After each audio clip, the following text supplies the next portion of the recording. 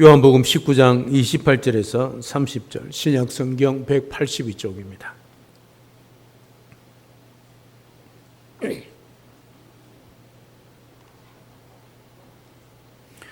요한복음 19장 28절에서 30절, 오늘 하나님께서 우리에게 주시는 말씀 제가 봉독해 드립니다. 그 후에 예수께서 모든 일이 이미 이루어진 줄 아시고 성경을 응하게 하려 하사 이르시되 내가 목마르다 하시니 거기 신 포도주가 가득히 담긴 그릇이 있는지라. 사람들이 신 포도주를 적신 해면을 웃을 조에며 예수의 입에 대니 예수께서 신 포도주를 받으신 후에 이르시되 다 이루었다 하시고 머리를 숙이니 영혼이 떠나가시니라. 아멘. 여러분, 이 세상에 많은 종교들이 있습니다. 그 종교 가운데 라마교라고 아마 들어본 적이 있을 것입니다. 주로 동남아 쪽에 많이 믿고 있는 종교이기도 합니다. 이 라마교를 믿는 사람들은 라마교 사원에 들어가자마자 가장 먼저 하는 일이 있습니다. 그게 뭐냐면 둥근 원통을 손으로 팍 돌리는 겁니다. 왜 그렇게 돌릴까요?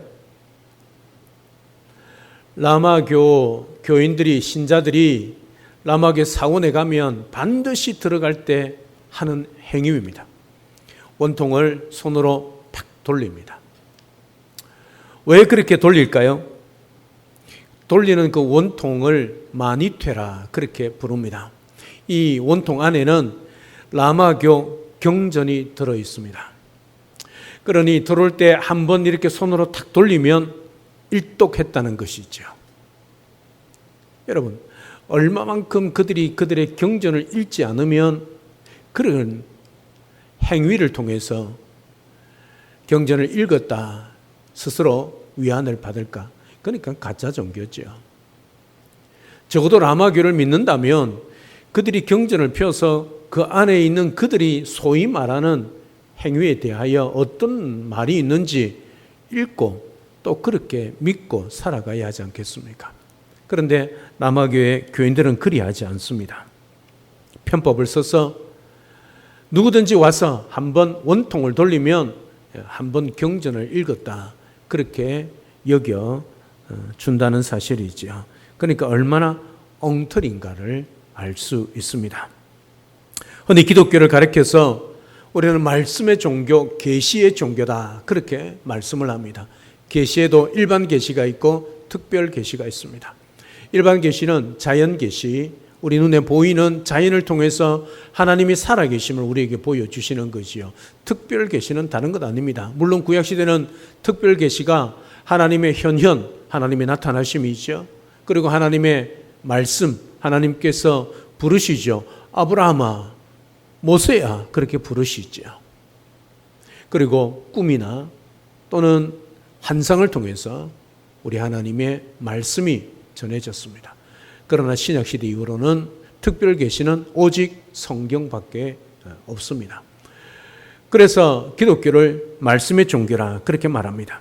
이 말은 자기 뜻이나 욕망 혹은 세상의 가치관을 기준 삼아 자기 마음대로 신앙생활을 하는 것이 아니라 하나님의 뜻이 무엇인지 알고 그 말씀을 기준 삼아 그 뜻을 이루어가는 종교라 그 뜻이죠.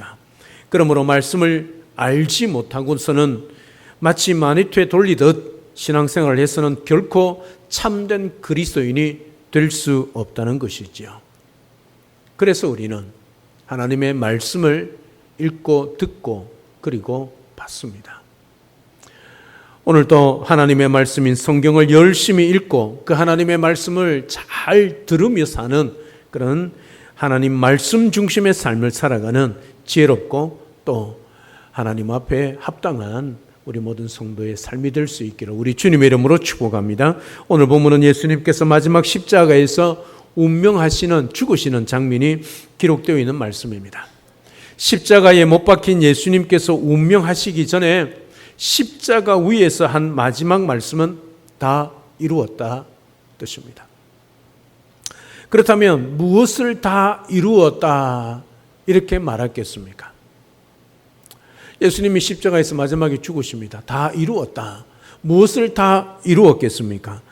예수님 자신을 통해 이루어져야 할 하나님의 뜻과 하나님의 계획과 하나님의 말씀을 다 이루셨다는 뜻이지요. 이제는 내가 죽어도 된다. 그 뜻 아니겠습니까?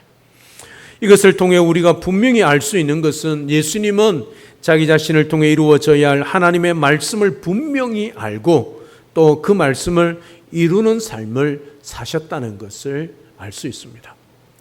강조하지만 예수님은 이 땅에 오실 때부터 죽고 승천하고 부활 승천할 때 다시 오실 그 모든 것이 하나님의 말씀을 이루는 삶이었다는 것을 깨닫게 되는 겁니다.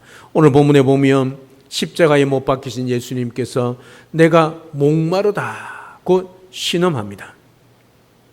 그때 사람들이 신 포도주를 적신 해면을 우슬초에 메어서 예수님의 입가에 대어 줍니다. 왜 그럴까요? 예수님이 손이 십자가에 못 박혔기 때문에 그걸 받을 수 없기 때문에 밑에 있는 사람들이 예수님의 입에 갖다 대어 주었습니다. 그러자 예수님께서 그것을 받으셨다 그렇게 기록을 하고 있습니다. 여러분 오늘 우리가 요한복음 19장 본문의 말씀을 읽지 않았습니까?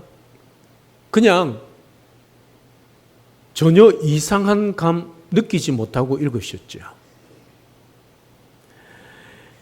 여러분 예수님께서 그 신 포도주를 받으셨다는 것 여러분 이해가 되어지지 않는 행동입니다.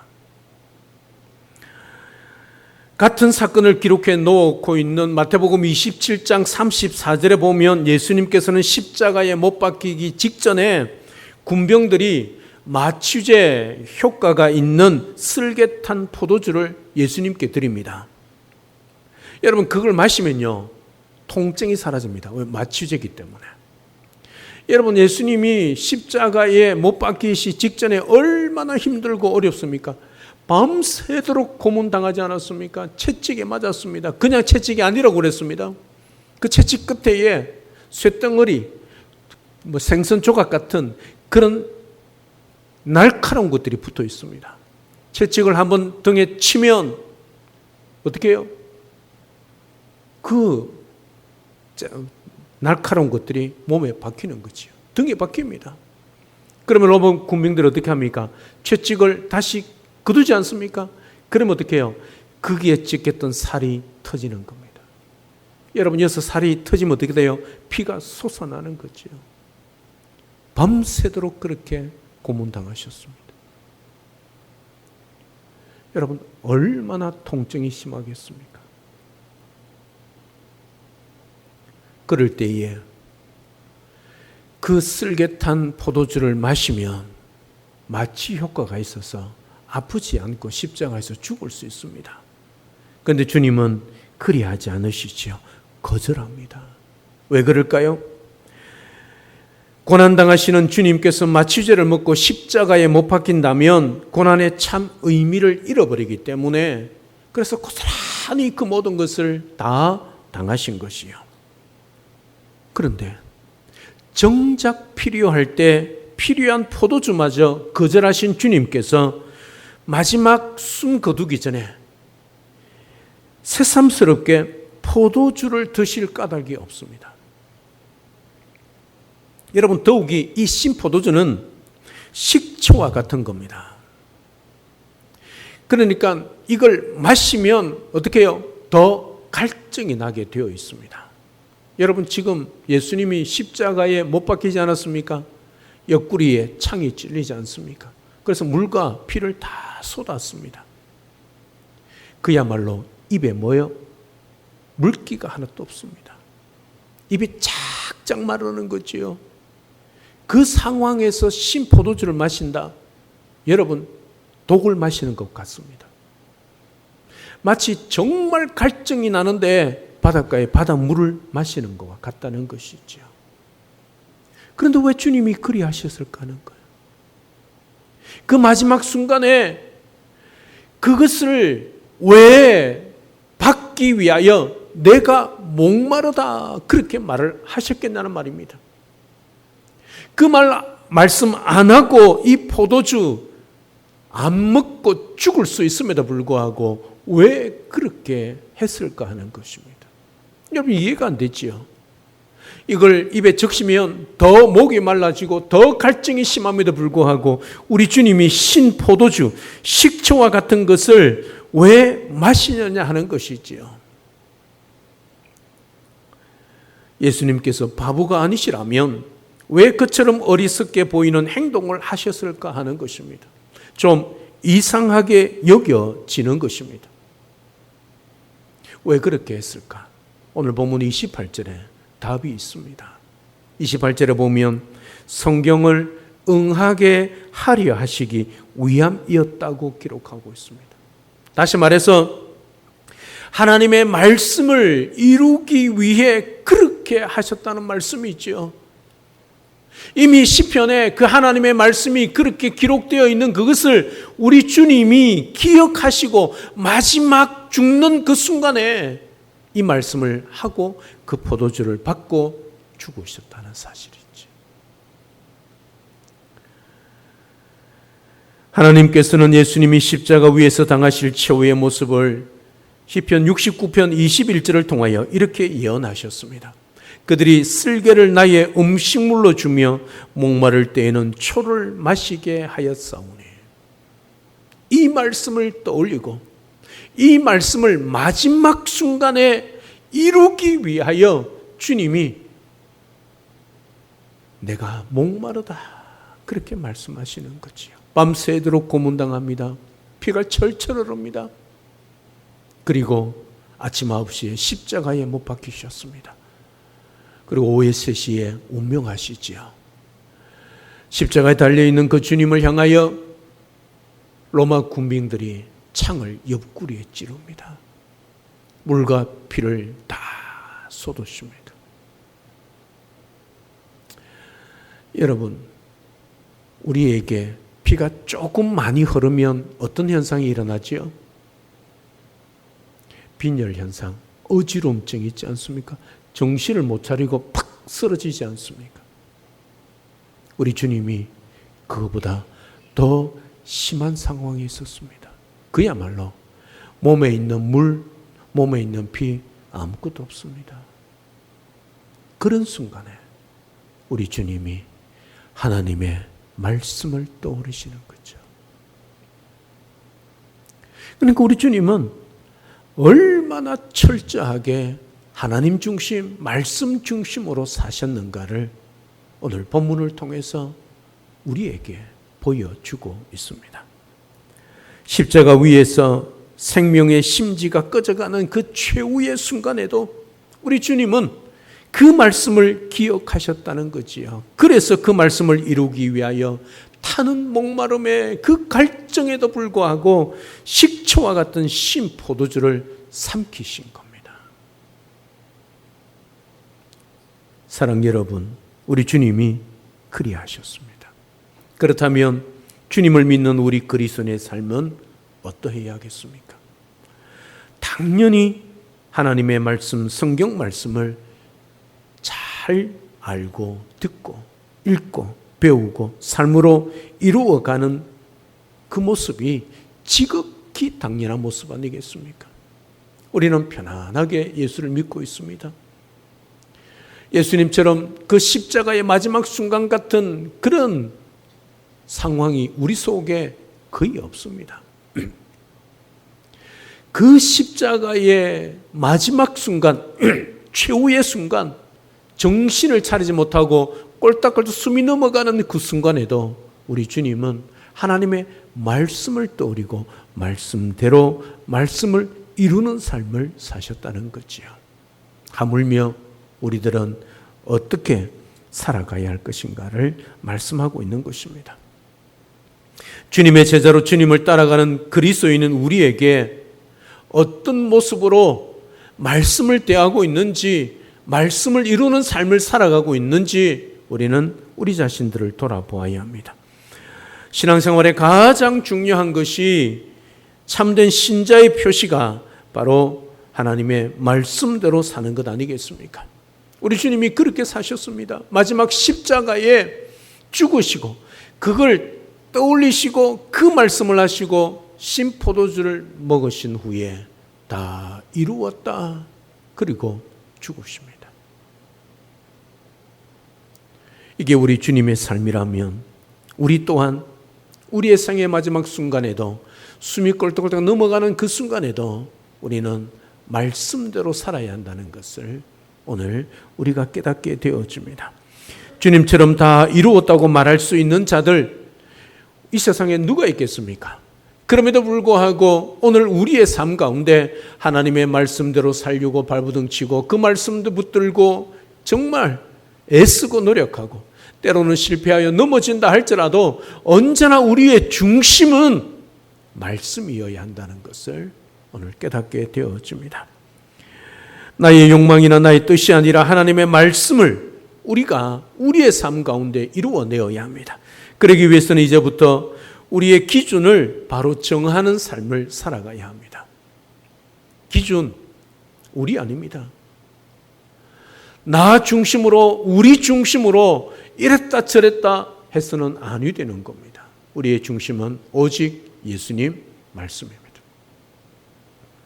어느 초등학교 2학년인 아이가 수학 문제를 풀고 있었습니다. 엄마와 함께 풀고 있었습니다. 그 문제는 다음과 같습니다. 여러분도 한번 풀어보십시오. 정답이 무엇인가 맞추어 보십시오. 그 대신에 상은 없습니다. 사탕 12개를 놀러 온 친구에게 3명에게 나누어 주면 한 사람에게 몇 개씩 줄 수 있느냐입니다. 몇 개입니까? 몇 개? 4개. 4개가 정답이죠. 그런데 이 아이는 몇 개라고 정답을 쓴 줄 아십니까? 3개입니다. 왜 3개라고 썼을까요? 엄마가 물었습니다. 야, 답이 뭐야? 4개 아니야? 그러니까 아니야, 3개야. 왜 3개냐니까 나도 있잖아. 나도 있잖아. 자기 집에 친구 3명이 놀러 왔다면 자기까지 포함해서 4명이기 때문에 12개를 4개로 나누면 한 사람당 3개씩 돌아간다는 것이지요. 그 아이의 논리는 그렇게 정리가 되는 겁니다. 그러나 그것은 틀린 답이죠. 우리가 우리의 삶으로 하나님의 말씀을 기준으로 하고 살아가야 할 이유가 바로 여기에 있습니다. 하나님의 말씀을 이루려고 하지 않는 한 우리는 이 아이처럼 언제나 우리 중심, 나 중심적인 이기적인 논리에 빠져서 살아갑니다. 그래서 나 중심으로 살아가는 그 기준을 정해놓고 살아가는 모든 삶의 답은 언제나 오답인 거지요. 중요한 것은 틀린 답은 우리 자신을 망칠 뿐만 아니라 타인에게도 해를 끼치게 됩니다. 그러므로 이제도 우리의 삶은 언제나 진리의 말씀을 목표로 하고 나아가고 또 하나님의 말씀이 우리의 삶을 통해서 이루어져 가야 한다는 거지요. 곧 우리 자신이 세상을 향해 참 진리의 기준을 보여주는 하나님의 말씀, 비추어주는 하나님의 말씀이 되어야 한다는 것이지요. 미국 타임즈에 창건을 했던 헨리 루스의 부인이었던 클레어 루스 여사는 이런 말을 했습니다. 한 사람의 인생은 한 권의 책이 아니라 단 한 줄로 기억된다. 맞지 않습니까? 워싱턴은 미국 건국의 아버지, 아브라함 링컨은 노예 해방의 아버지, 닉슨 대통령은 이 말을 인용하면서 너무 괴로웠다고 합니다. 자신은 미국을 통해 엄청난 일을 했음에도 불구하고 워터게이트 사건 때문에 사임한 최초의 대통령으로 그렇게 한 줄 평가되는 거 기억되기 때문에 그런 말을 했다고 그럽니다. 대통령만 그럴까요? 히브리서 11장은 믿음장이지요. 믿음의 선진들의 삶을 기록한 장들입니다. 무엇이라고 기록하고 있는 줄 아십니까? 딱 한 줄입니다. 뭐라고 기록하고 있습니까? 믿음으로 아벨은, 믿음으로 에녹은, 믿음으로 노아는, 믿음으로 아브라함은, 믿음으로 사라는, 믿음으로 이삭은, 야곱은, 요셉은, 모세는 이렇게 행하고 살았더라. 이 시간 만일 우리가 한 줄로 우리의 삶이 평가되어진다면 또 또 평가받는다면 어떤 사람으로 평가되어야 하고 어떤 사람으로 평가되는 것을 원하시는가? 우리 자신들을 돌아보아야 할 것입니다. 지금까지 부끄러운 삶을 살았다면 이제부터 말씀을 기준 삼아 믿음으로 살아감으로 우리 주님처럼 마지막 순간에도 말씀을 이루는 삶, 그래서 다 이루었다, 그리고 주님 앞에 서는 그런 우리 모두가 될 수 있기를 주님의 이름으로 축복합니다. 우리가 오늘 본문을 통해 또 한 가지 주의해야 보여야 할 것이 있습니다. 그것은 성경을 응한다는 말씀이 예수님만 아니라 다른 사람에게도 쓰이고 있다는 것입니다. 본문 앞뒤 문맥을 보면 3번 걸쳐서 이 말씀이 나타나고 있습니다. 요한복음 19장 24절, 36절, 그리고 37절입니다. 19장 24절은 군인들이 서로 말하되 이것을 찢지 말고 누가 얻나 제비 뽑자 하니 이는 성경에 그들이 내 옷을 나누고 내 옷을 제비 뽑나이다. 시편 22편 18절 한 것을 응하게 하려 합니다. 요한복음 19장 36절 이 일이 일어난 것은 그 뼈가 하나도 꺾이지 아니하리라. 시편 34편 20절 한 말씀을 응하게 하려 합니다. 세 번째, 요한복음 19장 37절에 보면 또 다른 성경에 그들이 그 찌른 자를 보리라. 스가랴 12장 10절 그 말씀을 이루려 합니다. 그렇게 기록하고 있는 것을 보게 되어집니다. 여러분, 이 모든 행동을 누가 하고 있느냐면 로마 군병들입니다. 여러분, 로마 군병들은 하나님도 모르고 성경도 모릅니다. 그러나 그런 그들을 통해서도 성경 말씀이 응하여지고 있다는 사실이죠. 자기들은 지금 이렇게 하는 행동이 그냥 자기들에게 주어진 일이기 때문에 하고 있는데 그 모든 것이 성경을 응하게 이루기 위해서 하고 있다는 것을 성경은 분명히 밝히고 있다는 것이죠. 이를 통해 우리가 분명히 알 수 있는 것은 이 땅에 존재하는 우리의 모든 사람들은 하나님을 알든지 모르든지 믿든지 믿지 않든지 상관없이 하나님의 말씀의 도구들이란 사실을 깨닫게 되어지는 것이죠.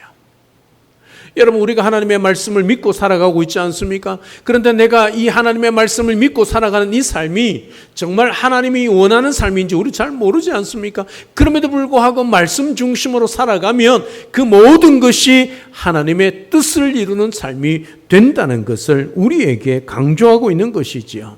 단지 각 사람마다 차이가 있다면 하나님이 어떤 말씀을 응하게 하는 도구인가 하는 것뿐입니다. 지금 여러분을 통해서 하나님의 어떤 말씀이 이루어지고 있는지 살펴보십시오. 만일 여러분이 지금까지 살아간다면, 지금처럼 살아간다면 여러분들을 통해서 하나님의 어떤 말씀이 이루어질 것인지 돌아보시기를 바랍니다. 여러분은 생명의 도구인지 아니면 로마 군인처럼 악의 도구인지 이 시간 여러분을 통하여 하나님의 어떤 말씀이 이루어져 가고 있는지 하나님 앞에 점검해 보시기를 바랍니다. 사랑 여러분, 이 세상에 태어난 모든 사람은 의식하든 의식하지 못하든 하나님의 말씀의 도구라는 것 잊지 마십시오. 이 사실을 믿지 못하고 망각한다면, 잊어버린다면 우리 자신도 모르게 포악한 로마 군인이나 주님을 배신한 21세기의 가룟 유다와 같은 악한 도구가 될 수밖에 없다는 사실이죠. 우리는 선한 일을 위하여 지음받은 자들입니다. 이게 바로 예수 그리스도를 믿는 자의 또 다른 모습입니다. 에베소서 2장 10절에 보면 우리는 그의 만드신 바라 그리스도 예수 안에서 선한 일을 위하여 지으심을 받은 자니 이 일은 하나님이 전에 예비하사 우리로 그 가운데 행하게 하리 하십니다. 분명하게 바울은 에베소 교회에게 선포하고 있습니다. 우리가 이것을 안다면 이제부터 하나님의 말씀을 우리의 삶의 기준으로 삼아야 합니다. 또한 무엇을 행하든지 하나님의 말씀을 좇아 행해야 합니다. 우리는 주님처럼 하나님의 말씀대로 그 말씀을 이루며 살려고 몸부림쳐야 합니다. 우리는 뜻이 하늘에서 이루어진 것 같이 땅에서도 이루어지도록 우리의 몸을 들이고 시간을 들이고 물질을 들여서 헌신하며 살아가야 합니다. 우리도 예수님처럼 어떤 고난 속에서도 말씀대로 살면 부활의 영광이 나타난다는 것, 고난 없는 부활은 없다는 사실, 말씀대로 행함이 없이는 하나님의 축복 또한 없다는 사실, 구원은 공짜, 그러나 축복은 심은 대로 거둔다는 사실을 기억하시고 오늘도 말씀대로 주님의 뜻대로 살아가는 우리 모든 성도님들 되시기를 주님의 이름으로 축복합니다. 사랑하는 여러분, 하나님의 말씀대로 삽시다. 그리스도 안에서 부끄러운 것과 부끄럽지 않은 것을 구별하며 삽시다. 하나님의 말씀대로 살아감으로 마음으로 존경받는 그런 신앙인이 됩시다. 그리고 한 줄로 우리 인생이 요약될 때 어떤 경우라도 말씀대로 살았던 위대한 신앙인으로 기억되어야 하지 않겠습니까? 그런 삶을 살아갈 때 그때 우리는 하나님의 말씀을 이루는 생명의 도구가 될 것입니다.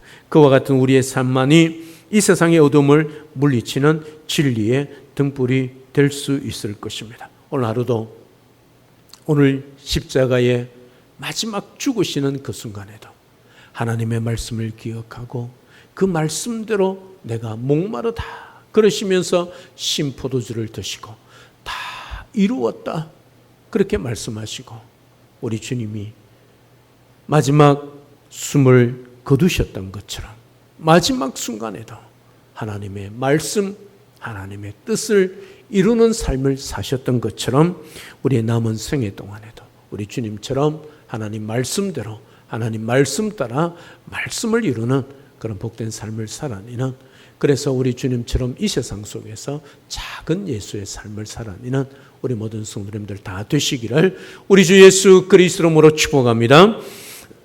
참 좋으신 아버지 하나님, 은혜와 사랑을 진심으로 감사를 드립니다. 오늘 또 우리 주님이 그 모진 고난과 수욕을 다 당하시고 십자가에 못 박히시고 피와 물을 다 쏟으신 그야말로 정신이 혼미한 상황 가운데서도 하나님의 말씀을 떠오르시고 내가 목마르다 하시며 신포도주를 드셨습니다. 겉으로 보면 이해할 수 없는, 이해되지 않는 행동이지만 주님 하나님 말씀을 떠올리시고 그 말씀대로 행하곤 후에 다 이루었다 하시고 죽으셨습니다. 마지막 죽는 순간 정신이 혼미하고 그 고통 속에서도 대충 생애를 마감하는 것이 아니라 하나님 말씀 따라 말씀대로 순종하며 말씀을 이루시는 주님, 이 주님처럼 우리 또한 이 세상에 살아가며 그리스도인으로서 예수님처럼 어떤 순간에도 하나님 말씀대로 살아가는, 말씀 따라 살아가는 우리 모든 성도들 되도록 축복하여 주시옵소서. 감사를 드리며 예수님의 이름으로 기도드리옵나이다. 아멘. 시간에 우리 주님께서 십자가에 고난당하시고 못 박히시는 장면 영상을 하나 보도록 하겠습니다.